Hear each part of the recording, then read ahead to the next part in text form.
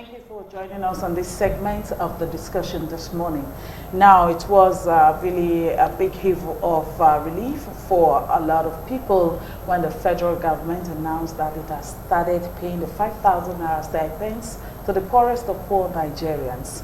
And then that a lot of people have started receiving alerts and, agreeing to the payments and all that.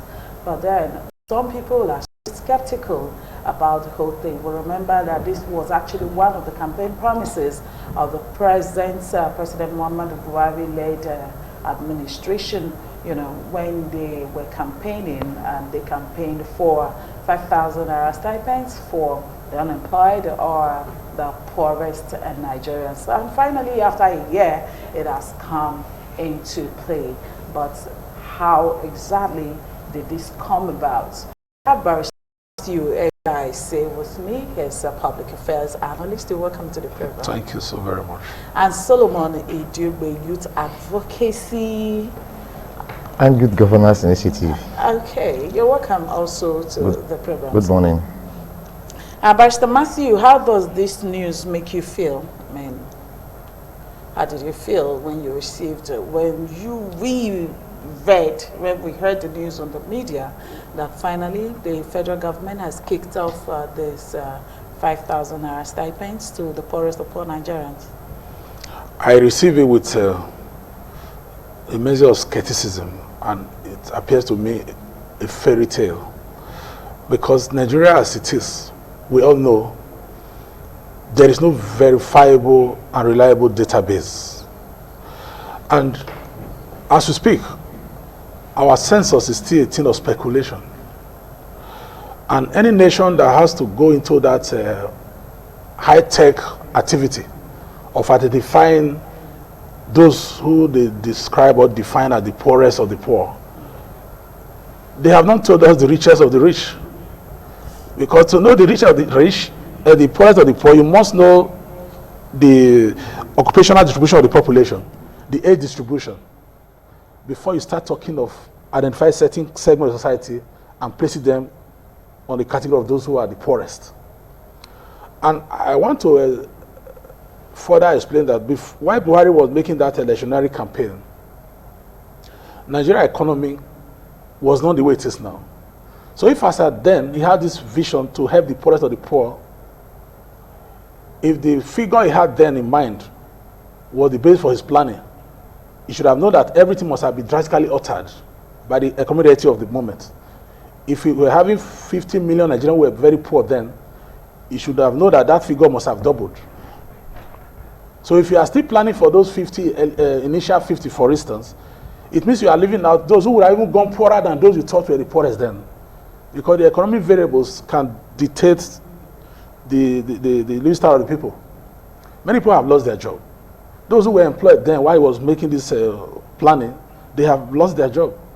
And if you have lost your job in any system, especially in this place where the inflation is skyrocketing, you are stranded. And nobody can be better described as a poor person than the man who is totally stranded, who does not know where his next meal is coming from. It doesn't matter if he was very rich few months back. So as we speak, I do not know how they arrive at that notion or conclusion that these certain persons are the poorest of the poor Nigerians, because we do not have a database that is known to many or some of us. I do not think the government of Nigeria can confidently say this is the exact population census of this nation. You have to know the overall figure before you start looking at the ratio or the percentage that constitutes the whole. Okay. So as we speak, they are doing a speculative job, and they are not likely to achieve any meaningful results because they are not working with any verifiable database. Okay. Solomon, what was your reaction to the news? Well, I think it's long expected. Well, for people like us who had followed up with the issues of the...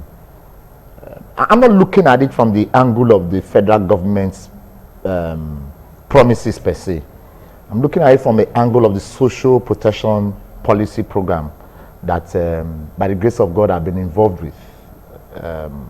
in the last 4 years. Talking of the Federal Ministry of Budget and Planning alongside the UNICEF.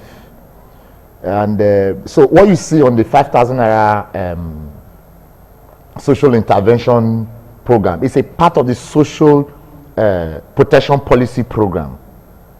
The school feeding, the GAP program, that's graduate attachment programs, yes, and all that. They are part of the social protection policy. It's a big package that covers from cradle to grave. So for me, when you hear people say it's not realistic, yeah, it's good sometimes you express your fears. Yeah. Expressing your fears too sometimes also unveil or reveal certain things or certain areas some persons may have not also considered.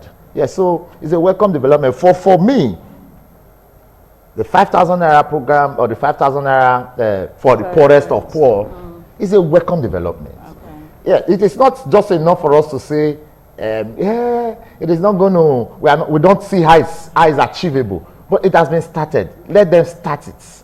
Then let us begin to fill the gaps. Yes, I agree with him very clearly, yes, that statistics and figures of the Nigerian states, so to speak, as per populations and persons, the Nigerian government cannot totally say for real this is how it is. But we cannot say because of that this program should. I can give you an example. For now, I'm aware that since last year, there's a school feeding program running in some states as part of the social protection policy and the social intervention program. Because the social intervention program is a lift from the social protection policy package. You understand? So that they are doing it in state A and that's not happening now in state B does not mean it will not happen. What they call that in the policy program and draft and policy framework is called pilot states or pilot programs. Yeah. So as to see how it's possible, what are the possible pitfalls, what are the possible improvements that could be made on it. So for me, when you say they're paying out 5,000 naira to people, and so it's not just going to cover the whole of Nigeria in one day. They're going to start with some pilot states. The reason why you have such pilot program or pilot project is to see the reactions. I'll give you an example. There was a program last year. We had a review of the social protection policy program, and during the review section, some states came to report about this pregnancy, women with pregnancy. They're trying to encourage pregnancy in some of the northern areas, and good living, nutritional values. And so it was a pilot project. They'll ask women, they'll test you for test urine, find out if you are pregnant. From that point, they'll begin to pay you some stipends. They'll give you a cell phone. Then that cell phone is what contains your PIN. That's with what they register you and all.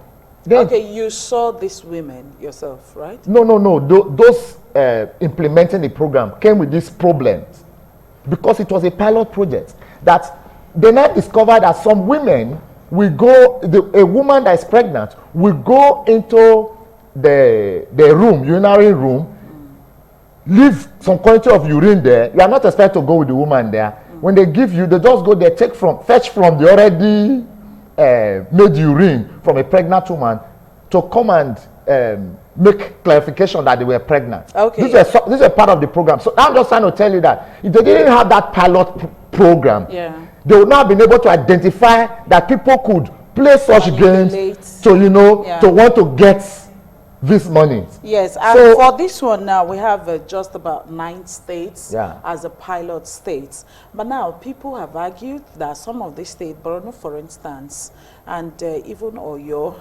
now even Bauchi, people have argued that some of these states, they don't even have a network provider. We had some of the senators say in his constituency, there's a part that you don't even get network service. So how were they able to, how did they reach these people? And then we had the federal government, we had these people also talk about BVN.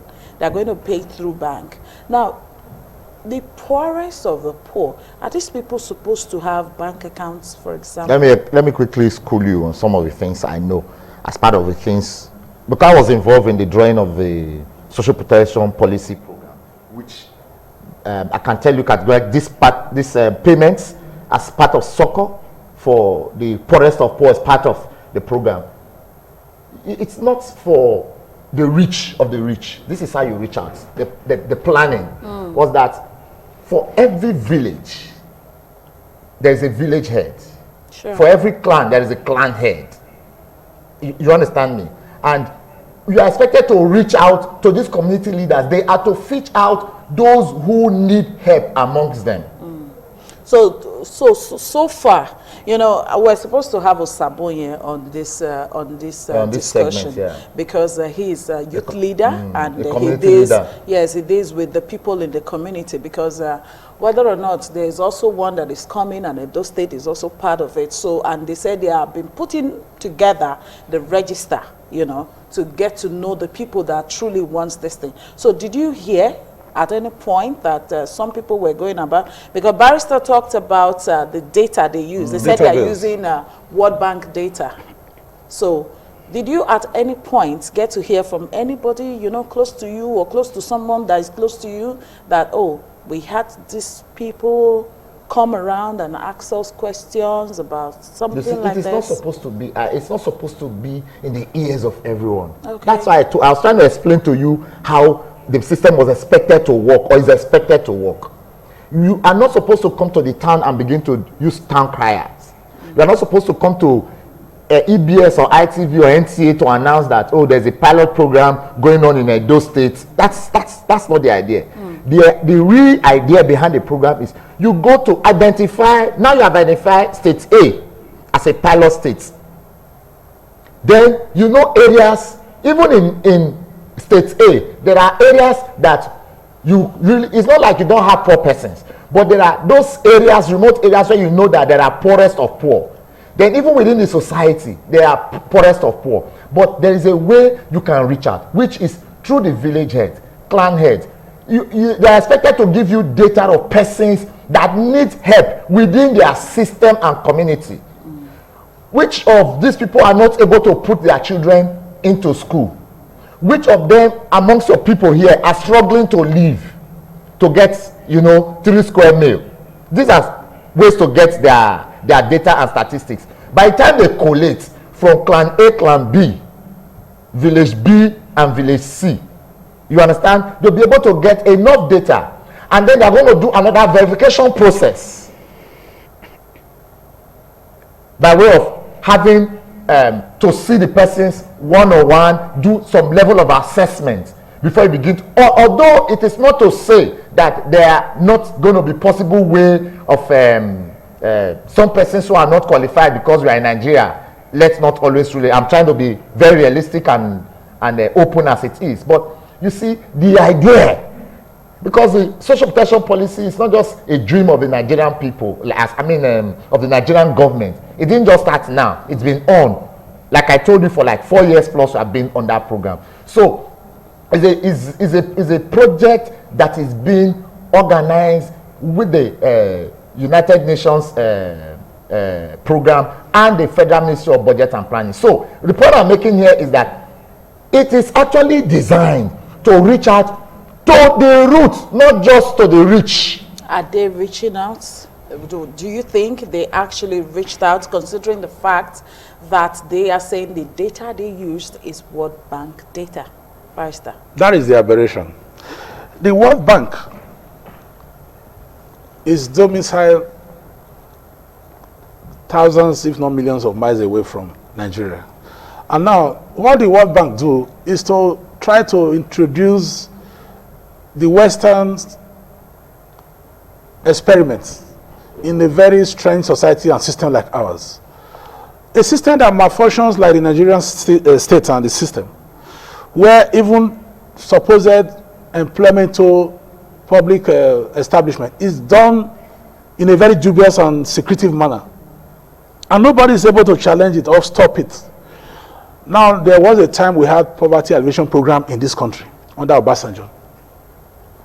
And we knew how that thing was terribly hijacked by the system operators, where one man will sit in his own the comfort of his room and compile a long list of supposed people who are poor, and the money end up in the account of the rich people.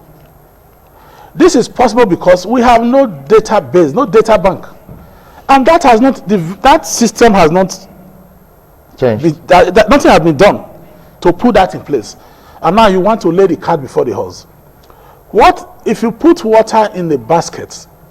It don't need any rocket science to say it will not retain water. Nigerian system is like a basket. Unless they stop the perforation, they block it.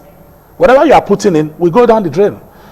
I expected Buhari to come as he's having this vision with the templates and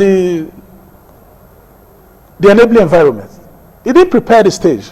He just launched it again. It will go the way of poverty alleviation program, Shopee, and all of that, which were conduit pipe for the rich to use the poor as a widow to perpetrate systemic fraud.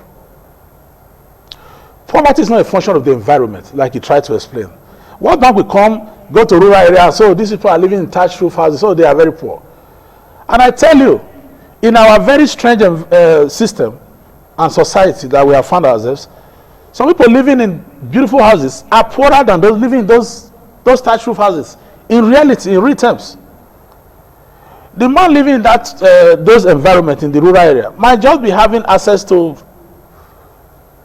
good meal, and it's a function of tradition too. In most areas, like in the Benue, they love this thatched roof. They are not poor people; they are great farmers. Some of them are richer than the school principal.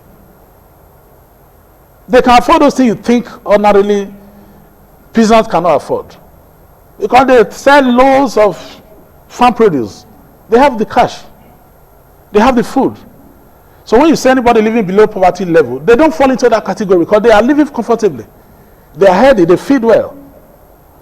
Now you have a worker in the urban area who has been owed 15 months arrears of salary. You have a pensioner who's supposed to be an elite. His own arrears of pension benefit, it's not processed, he's dying. And you skip him by World Bank idea of mentality that they are looking for people in the rural areas. Then they abandon the majority who are poor and stranded in the urban cities. When you say the poorest of the poor, it's a thing of basic fact, a verifiable evidence, empirical, not a thing of imagination. Now, being that as is made, you are going to have this problem of politicians using this opportunity to patronize their team of supporters. And if poverty is not defined along political patronage, then the system has failed before it starts. The project has failed before it starts. All right, we take a pause now for the news update for 9:30, after which we come up and wrap up this discussion. Please stay on.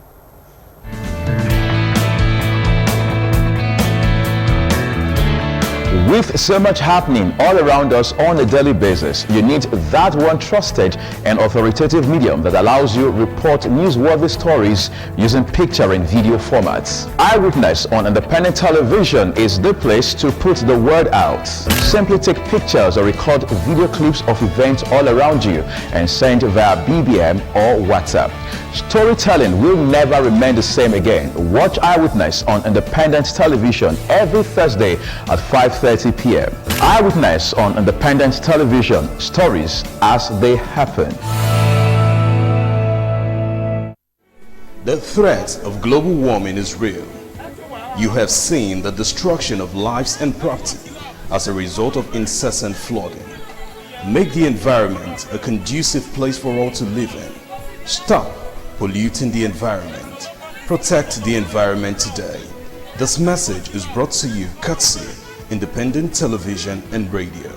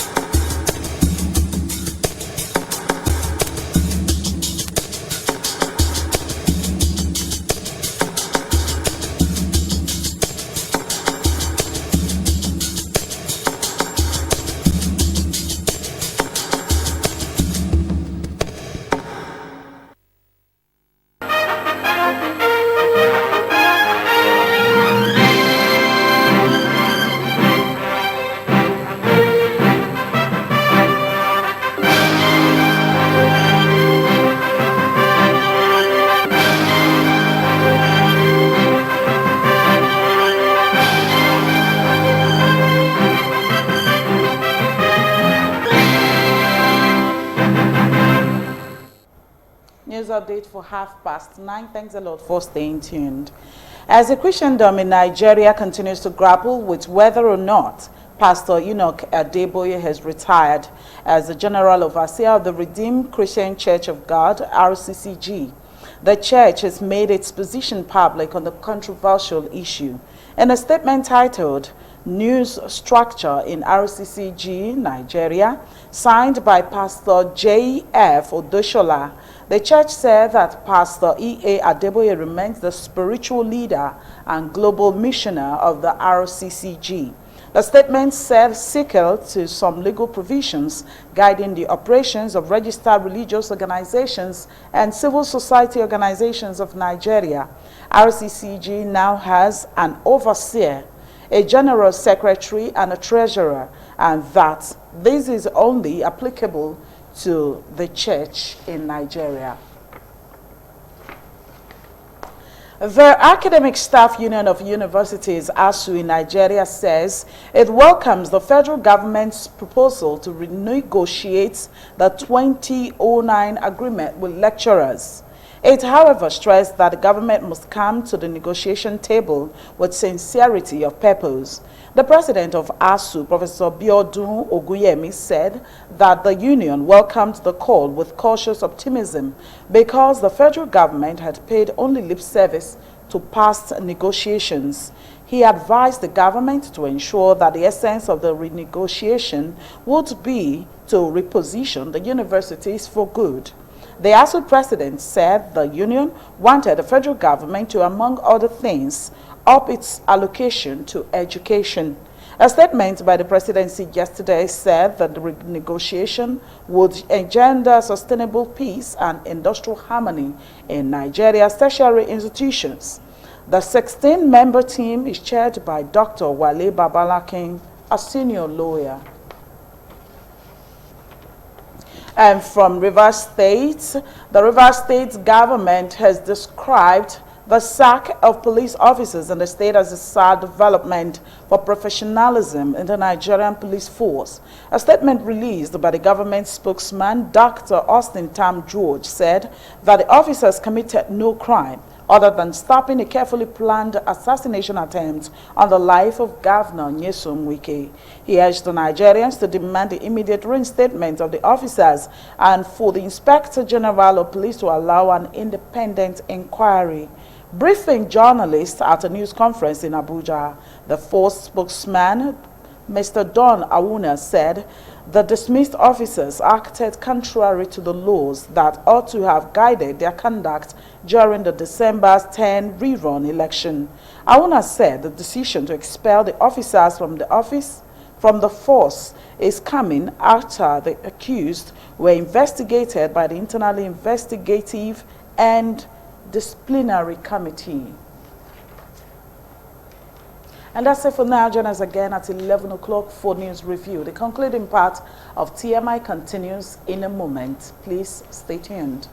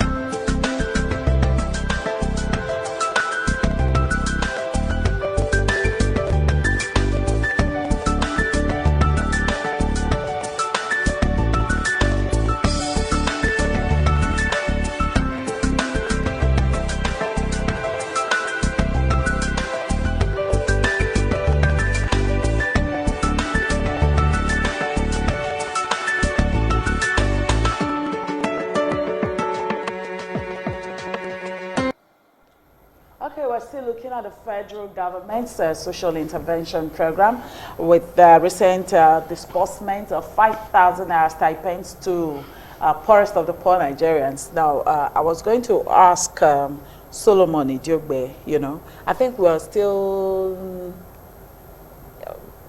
confused about who really is the poorest of the poor Nigerian. We can't be confused about who is the poorest of the poor Nigerians. Nigerians generally are poor people. That's the truth. But among the poor people, there are also the rich. And you know, Nigerian state is divided into two. The state of the elites and the state of the poor. And that's why sometimes I tell people that even elections in Nigeria is between the elite and the poor. But having said that, the poorest of poor are known. You cannot compare. Yes, he was trying to make an analogy of those who live in a rural area, who you may perceive to be the poor or poorest of poor, but in a real sense might not be the poorest of poor. But it's not enough to just say that, because if you look at it too, how do they live? There are some persons in the village, in those rural areas or rural communities, that are really struggling to make ends meet. They don't even actually own farmlands, as in personal property or family property. No, they lease. They pay either whether you call what you call trade, barter payment, that's trade by barter, using crops and whatever to settle, or by money. And in the end, what they produce, the produce from the farm, is not able to carry both the family and the expenses that they incur. So these are some of the factors you must also consider. Yes, that analysis, yes, was quite fine. Sometimes I've told some persons that even those you see as manual laborers, sometimes are richer than those you see every day wear tie and goes to the office, because you calculate what he gets on a daily basis and, you know, make a comparison to what the man who you think wears ties in the morning goes to his office and come back, considering his expenses that he incurs too. You discover that the man you call a common laborer is richer than the one you say wears ties and wears suits every day. Yes, but that's a clear analysis. But it doesn't also go like that even in the village setting. And that's why I said, when you talk about this 5,000 naira payments to the poorest of poor, it is not targeted at the urban area. It is targeted at the rural area. Because it is, then we talked about World Bank statistics and World Bank figure. Let's not forget that the World Bank is doing intervention programs in various villages and clans, communities in Nigeria. I'm not just talking of those in Nigeria. We have several World Bank intervention programs. And so we can depend on their data. You see, I am not saying categorically that you can depend on their data. Yes, you don't also expect those implementing the project to tell you totally how they intend to execute this project. Well, they've already started in 9 pilot states. Yes, what are we still talking about? And they said other states are putting together their register. Yes, putting together their register. Yes. They are not expected to unveil or to reveal to you in total how they expect to generate this whole register. Because if they do in the first instance, the purpose is defeated. You understand? But they'll give you a clue. Yes, that we are using a World Bank data, or we are using a UNICEF data. Whether you call it UNICEF, you call it World Bank, there's an intervention program. Because, for instance, the World Bank is doing either through a community development project or through one other, doing intervention programs either by way of schools, roads, electricity, and whatever in different communities. So they are able to identify communities that are really not being reached by the governments of these states. And so let us not also just think that when they took these states as pilot states, that they did not also have a yardstick for measurement. I might not be able to query the yardstick for which, or to say categorically that the yardstick with which these 9 states were picked was the best yardstick ever. But they have a reason. So to me, I do not think we should start criticizing. Instead, let us start looking at these possible pitfalls, possible areas they need to know, or the improvements we need them to make, the areas they need to look at, the things they need to watch out for, the yardstick they need to use by way of advice. Okay. And let us try to commend good and condemn evil. I like the way Barrister is taking it. Barrister is also trying to look at, is this achievable using these templates? Is this going to be good using this yardstick? Yes, I think is allowed. But that is not to say that the 5,000 naira intervention program for the poorest of poor is not a welcome development. It is a welcome development. Whether you call it a political coloration, you call it religious settlement, you call it ethnicity or whatever, but the truth of the matter is that let it start from somewhere. Okay. Rome was not built in a day. Sure. By the time they do this first pilot stage running, they will go back and do evaluation. Okay. And then they will do a review and know what were the problems we encountered. What is the possible solution? How do we now take the second drive? I'm sure all these will be looked at and improved upon. Okay, and peradventure, it's they looked at it and it's not something that will be achievable. They can just stop it. It definitely will be achievable. Okay, for instance, the credit to grave program, like for nursing mothers, like when you get pregnant, from the day of pregnancy to the day of delivery, and thereafter when the child is delivered, from the day of birth to school age, after school age, then for the adults and the aged, there's also an intervention program for every part and segments. All right, let's not get confused right here now. Okay, we know that about 500 billion was budgeted for this program. That's in the 2016 budget and also in the 2017 budget. But even some assembly members have argued that why not share this money amongst the 777 local governments areas in this country, and that would be like a 600 million per local governments, rather than at least they could do something with this money in their local councils, and that would benefit both the poorest of the poor, and that's for actually for Mr. Matthew. You know, I've been dwelling on the practicability or workability of this whole idea, the policy. I would do a little bit further analysis in that regard and go into the desirability of the entire policy. Still on the workability or practicability. A nation that food meant for internally displaced person IDP camps is being consumed by those vultures of human beings who are very comfortable, and it doesn't get to those who are starving and dying of starvation. Is that the kind of nation that will now be able to handle this high-tech project of identifying the poorest of the poor? Intervention. That is a very small geographical location, identified, and they are clustered. Food are real visible and physical items. It could be diverted with impunity. If we cannot safeguard that, is it cash that is very light and that can disappear before you blink your eye, that we can now vouch for its absolute transparent implementation? The answer is no. The policy makers and the system operators, they know that they are fooling the people of Nigeria by this policy. Food items purchased meant for a particular class of person who are seriously distressed, what we call emergency case, could be diverted. In this country, even ACE drugs have been diverted by those who have no ACE.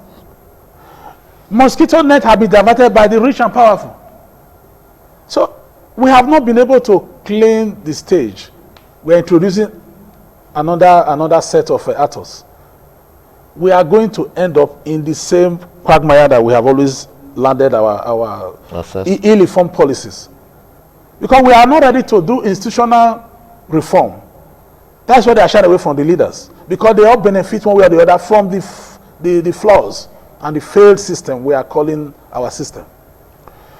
If they preserve that distorted arrangement and they begin to introduce something and promise us fantastic results, they are not being sincere with us. That is that. Then for the desirability of this whole policy, the entire policy, World Bank, by their own ideology, they assess poverty by environment. Our situation is peculiar. It's not necessarily so in Africa. We have tradition, we have so many things. There are some very funny houses in Benin City owned by millionaire families. They preserve those relics because they say it's their family heritage. They don't even renovate it. A World Bank official will come up, oh, this Kwakwa dilapidated building is owned by the poor. It's not so. They have beautiful houses in Ugbo and other areas. Some have multinational companies. But they will just not sell that structure. They litter the city. If you accept poverty along that route, as they were done in Europe, you have missed it. A structure owned by a billionaire, because he refused for traditional reasons to say, this is where my father was buried, I want to preserve the relic so that I know this is where I grew up. You don't accept poverty like that in Africa and get the real results. So this policy, I fought it on the ground that we do not even need this kind of, because it's like poverty alleviation program, Shopee. They were all useless policies. And they achieve disastrous results. They end up festering corruption and empowering more corrupt persons. First, what do we need? You say you go to rural area and discover that they are living in squalor. What they are lacking there are basic amenities. Giving them 5,000 naira will not put this facility in place. If there is no network services, telephone services, 5,000 will not make network appear where there is no mast, where it is not covered. Electricity will not be made available by president of giving them 5,000. Health care will not be made available where there are no hospitals. So why don't you put this money to provide this infrastructure that will improve their standard of living and access to basic amenities that will engender their comfort? That they are shying away from. You are giving a man cash to buy what he cannot get within the locality to buy, for instance. If there is no pharmacy, it's 500 kilometers away from the nearest dispensary, he will still not have health care even if you give him money to take care of his health. These are the basic facts. And these are needed to measure real poverty and comfort, standard of living. What they should have done would have been to put this money to productive activities and engage these people. Giving them money when they are not adding value to the system or they are not creating wealth, you are just recycling poverty. Because at the end of the day, the nation itself will get broke, as we are already noticing now. They can't pay salaries. How are we sure they can sustain the payment of this money to people who are not even producing something, when they cannot pay those who are productive? Right. It's not realistic. So the policy is standing on its head. It will collapse with time after they would have achieved their fraudulent results, the operators, and benefit massively from the fraud. Okay, Solomon, your final take now. Yeah, my final take, like I said, and I want to maintain that the 5,000 naira social intervention policy program is a welcome development. Let us see the result of the... I do not want to wave away totally what Barrister has said, because we are in Nigeria. In Nigeria, so many things does happen. But that is not enough to say that we should not welcome a good development. So to me, it's a welcome development, and we want to encourage the federal government to look inward and be sure of the statistics and the measures, the yardstick with which they are getting the records. Yes, that they must ensure that when you are making implementations, you must have reasonable, accurate, and favorable data to follow up whatever policy you are implementing, so that in the end it can get to the poorest of the poor. Thank you so much, Solomon Idiogbe, for your analysis, and thanks for coming on the program this morning. Thank you so much. Barrister Matthew Edai, say thank you also for your analysis, and thank you for coming on the program. Thanks for having me. Well, this social intervention program is actually a three-phase thing. We have the home growth school feeding program, and the Empower Job Scheme, and of course the conditional cash transfer for the most vulnerable, or we call it the poorest of the poor Nigerians. But one thing we must not forget, and the federal government must not forget, that is that at the point of when they made these promises, inflation rate was about 9 something percent, and now is about 18.9%. So that's a whole lot. And whatever money you're giving, you should know that it will buy little or less. And again, the most important thing is, who are you really sure it's getting into the right hand? Because some people have the opinion that the federal government should publish the names of the people that have gotten this money and that they are paying, so we can go and verify for ourselves. So that's actually in the office of the Vice President. And that's the show today. I am Ifeoma Igwe on behalf of Western